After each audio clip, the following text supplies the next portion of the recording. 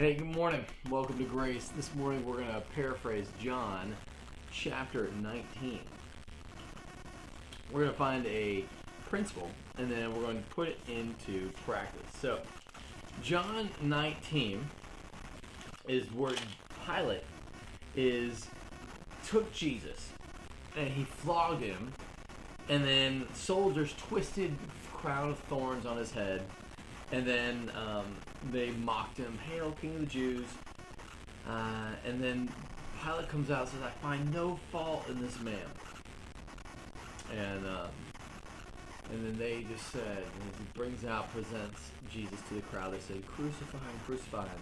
And then Pilate says, "Take him yourselves and crucify him," which is just so weird. He is totally giving up all authority, all leadership is just gone. And then the Jews answered, "We have a law, and according to that law, this man ought to die. But we can't kill him, right?" And then he takes him back inside. "Where are you from?" And then he's like, "Won't you speak to me? I have the power to set you free." And Jesus is like, "Nah, you have no authority over me unless it's been given to you from above." Which, listen to me, this is so important. Whenever you've been mistreated, whenever you have the awful boss, whenever you've had experienced any sort of whatever, no authority has been put over you except that which is given from heaven. God is in control of your situation. And so what is God doing in your specific situation? You've got to remember that it is God ordained, and He is allowing it for His glory and your good ultimately. And it may feel like, how is that even possible? It sure feels like it's not for my good. Alright. Then Pilate, after that, he tries to release him. But the Jews cry out, "If you release this man, you are no friend of Caesar." And then Pilate's like, "Shall I crucify your king?" And they're like, "We have no king but Caesar." And so they took Jesus and they went out bearing his own cross. "Hey, Titus, Daddy's working right now. We're going to share the gospel with all the people. You want to come here? Would you like to see Titus? You want to come here, Titus? Okay, you got dressed. You did a great job." Alright. So they took Jesus and he went out bearing his own cross, the place called the place of the skull, which is Golgotha. And they crucified him, and this is roughly about the 6th hour, which is noon. Okay. So on the inscription it said, "Jesus Nazareth, King of the Jews." If you've ever seen those like inscription things, I think it says, it looks like it says I N R I. That means Jesus of Nazareth, King of the Jews. Only obviously it's not pronounced Jesus. So, but that's what that is. INRI is Jesus of Nazareth, King of the Jews. All right. So anyway, so the chief priest of the king. Okay. So all right. Yeah. So King of the Jews. Don't say that this man was King of the Jews. Say he said he was King of the Jews. And it was a classic line. What I've written. So they crucify him.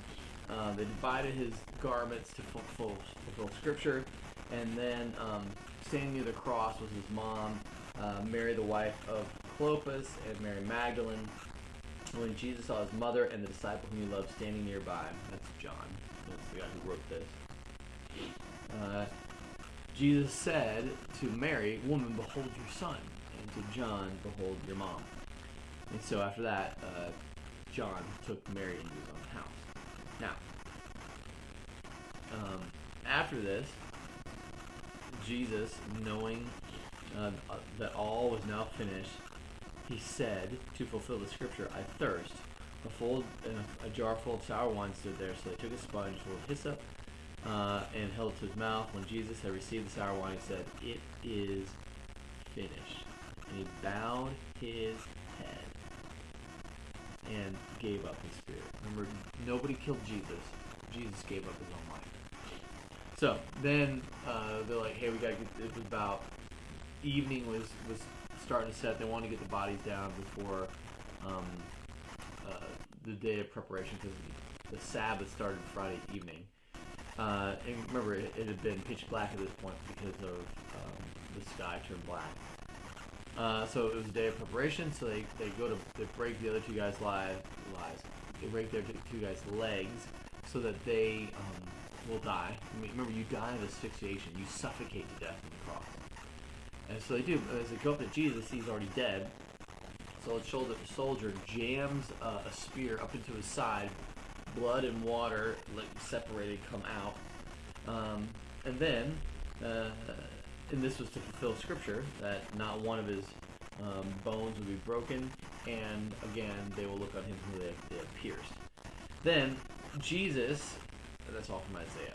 And Joseph of Arimathea, who was a disciple of Jesus, but secretly for fear of the Jews, and Nicodemus, also, who had come up to Jesus by night, came bringing a mixture of myrrh and aloes, about 75 pounds of it. And they buried Jesus. Now, what's interesting is, like, Nicodemus, this whole time has been sort of standing up for Jesus, but he hasn't gone all the way.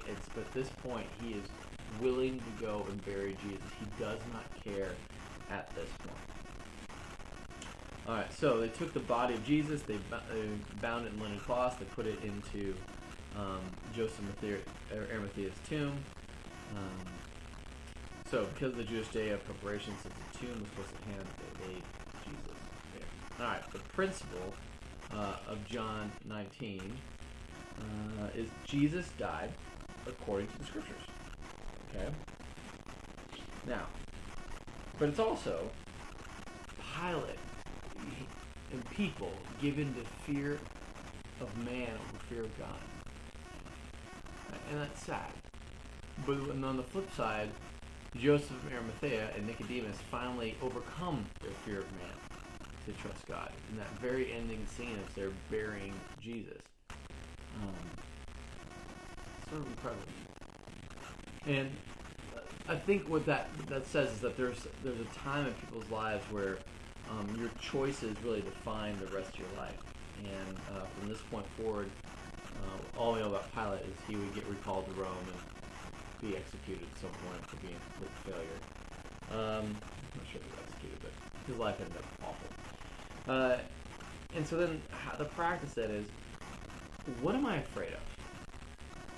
Where am I fearing man over God? And here the example I could follow would be that of Joseph of Arimathea or Nicodemus. Only I'd love for them to have done that way earlier. But in the end, they came through for Jesus. So how can I be like that? That's the example I would want to follow. The sin to avoid would be, I don't want to be like Pilate, who when I have the authority to carry out justice, I miss it because I'm so wrapped up in fear. Alright. So today, I want you to think about this. How are you going to step up your role in your life to trust Jesus? Even in the brokenness. Even the injustice. Even when it feels like it's not fair because you have somebody like Pilate who's just afraid and he won't stand up for you. But you're God, though. And he did. Here's what we looked at here. Jesus fulfilled the Scripture, had every right, had every power to avoid the cross, but he didn't.